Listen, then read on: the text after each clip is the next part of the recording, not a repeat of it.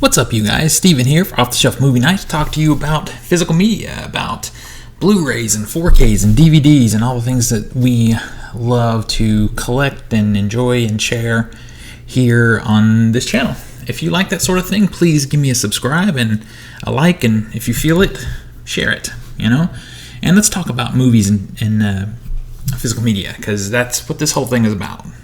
I have a very quick unboxing today, and I mentioned previously that I like to take things, I've gotten to the point where I like to take things out of the box in advance because I don't see any reason to leave them in the envelope or the box to show to you guys if I know what they are. Because, where's the surprise? So I might as well get the wrapping out of the way and just show you the goods. But today I got a box in. I kind of know what this is, but I've honestly forgotten exactly what's in the box. I'm kind of excited to check it out. This was sent to me for review, to try and review. This is not a movie, I can tell you that right now. This is not a movie, but media related. This is a game, actually, but I don't remember what the game is. This comes from Goliath. It's a big old box here. So let's get it open and see what the game was. I don't know why. I normally won't agree to take a game unless it is media related in some way. So let's see what we got here. Now I remember.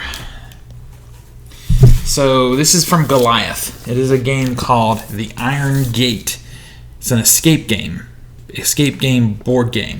Now there's a lot of companies that have done single play escape games. They're usually pretty cheap. They're like $10, $15. Some of them, the more elaborate ones I've seen, are like $20. But it's kind of a single play thing. Once you play it and you escape, there's nothing left to do. And in fact, sometimes those games have inside them envelopes or other things that you open as you play. And once they're open, it's kind of like Pandora's box. There's no going back from that. So real quick, this one is not that way. I think this is it's a prison break party game. This one is meant to be played over and over again. So this is a much different thing here. So it's the front. I'll give you a spin around the box there. And there's the side. There's this side. There you go.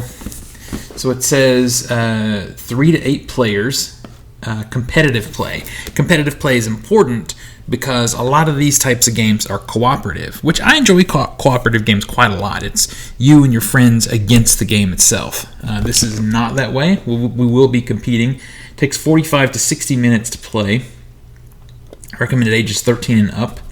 And it is unlimited replayability. And that also, based off what I was just telling you, for escape game type things is important. Because, a game this big, I'm not sure what the retail on this guy is. Hang on, let me just tell you. Okay, so after that quick break there, I found that the game is $30 retail, which for a game of this girth and weight, this is a heavy box, is not a bad price, but it is good to know that it is you can replay to your heart's content, because $30 for a game that is a single play is a lot of money. Now the way that I see that working though, and the ones that I have played, they're like $15 and $20. A trip to the movies, that's one ticket to play an escape game, a real one, to go out.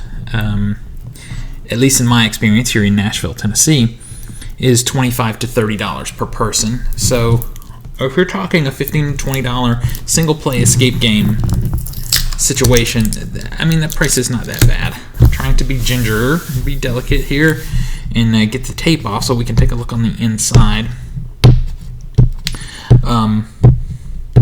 So yeah, when you start looking at it from that perspective, it's not that bad, but it's kind of just wasteful in a way, because you play it once and then it's been opened, and once things have been opened, and sometimes they tell you to do things like tear things up or whatever, you can't even pass that on to someone else because it's been used. Now, if you take something that's just an envelope that you open, if you try to, and we have had that my friends that I play games with have had that, where if it's opening an envelope, we try to be as delicate as we can about that process and not beat the thing up, so at least we could pass the game on to another group to play, and we have done that. Almost got it here. I have one more to go. They just have these little tape, like little rounds that they use to seal the boxes up. And like I said, this company sent this to me for review to kind of just check it out and give my thoughts and to write something, and I will do that. Come on. This is a very tight box here. Drop my phone. Alright, nothing on the inside of the box there. When you open the box, this is what you see. Okay, upside down, of course. So here's the rule book. Very happy to see that it's not some 100-page thing, and a lot of it is just telling you what the basics of the game are. It's not like 10,000 words of trying to understand and how to play this game. It's a pretty nicely made rule book. This should hold up okay over time. You know, the paper ones just don't hold up. Yeah, and then there's just, you know, that's it. That's really all there is here. So inside we have, you know, and I'm showing you this. I don't know how to play yet. We have these two game cards here. I am going to read these rules, and if you would like to see a playthrough with some people, I have a few other quarantine types of people, quarantine people that are allowed within the studio here, and maybe we'll get a game going. Or maybe there's a way to do this over Zoom, you know, and do a Zoom game. Here's the actual prison that you're trying to break free of. All right. Simple graphics, but, you know, I used to be kind of a stickler. I used to really want things to be, you know, heavily designed. This is a nice board. Again, should take a beating over time. But I've gotten to the point now where make it simple. Let's just be able to get into the game and play. And that is what this looks like here. So we have a piece of wax paper in here separating things. Oh my gosh. Okay. This looks like fun. There must be something secret that you have to wave this over. If you've played this game, please let me know. Let me know your experience. So there's a pack of puzzle cards. There's 3 of these packs like this of puzzle cards. And then we have, what are these? Action cards. There's a couple of packs of those. Now, the way these are wrapped, and then there's common cards. And again, I don't know what this means, but the way these are wrapped and packed, just wrapped in plastic here, once this is open, that is a quick thought on this, is there's no good place to store these. They're just going to flop around here in the box, and that kind of sucks. I'll tell you, there should be like a slotted box or something for these to sit in. But there isn't, and you know, I might, honestly, what I like to do with that kind of thing, and what I probably will do with this, is get Ziploc baggies and just at least put the cards in Ziplocs. There's a notepad here, a little small notepad. This doesn't, just kind of get you started. I'll add a notepad here if we play often. And then what do we have? We have pencil. We have several markers and dice here. And then we have regular set of dice, and these are all bagged and nice. And then we have a timer. Okay, and that's pretty much the gist of what we got happening here. I'm really excited to take a look at this because the idea of the escape game I really like, and when you put a timer on something and you force people to make decisions and not hem-haw around and overthink things, it kind of makes the game fun and exciting. So if you've played this game, please let me know in the comments. Let me know what you think. If you want to see a playthrough, also mention that. And if you just want to see an in-depth review once we've played through, I'll be providing that too. And if you want video, there will be a written review, but if you want video, let me know in the comments what you think. Are you guys playing board games during your quarantine time? And if you are, tell me what you're playing. We play a variety of things. around these parts. Right now, honestly, I can show you what we're playing a lot of, and it's not board games. So I would be happy to get back into playing some board games, to be honest. Oh, drop the phone there. So that is a quick look inside the box of the Iron Gate escape games. Came from Goliath again, and we'll have a review soon. Let me show you real quick. Hang on, 1 second.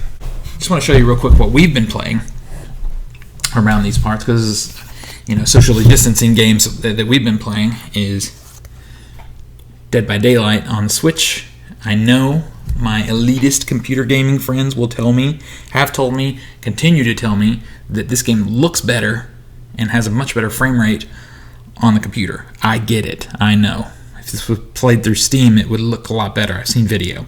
But this is portable, this is quick and easy, and I have a bunch of friends who have Switches. And, $30 is what I paid for it. I know it's much cheaper on Steam because it's an old game. 4 years, I think? Something like that. But whatever. It's quick and easy for us. And just so we have some variety, we like this style of gameplay. We also got this one. We just started Friday the 13th.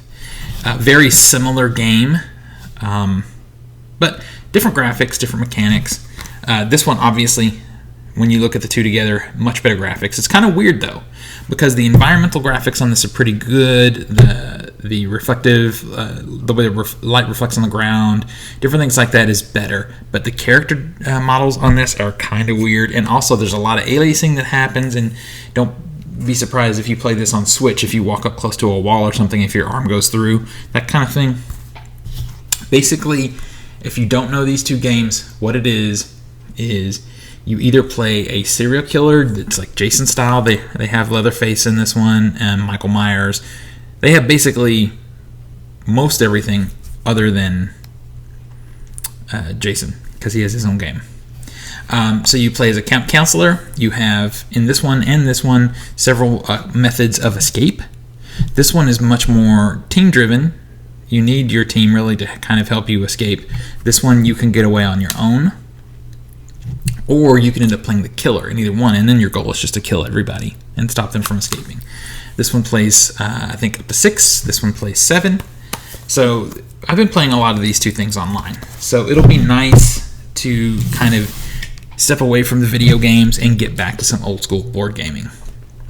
So let me know in the comments what games are you playing, what video games are you playing, and what board games in particular. I'm really interested to talk about board games because it's something different, something we haven't focused on in a while in this house, but we used to have some pretty serious game nights here before the COVID stuff happened.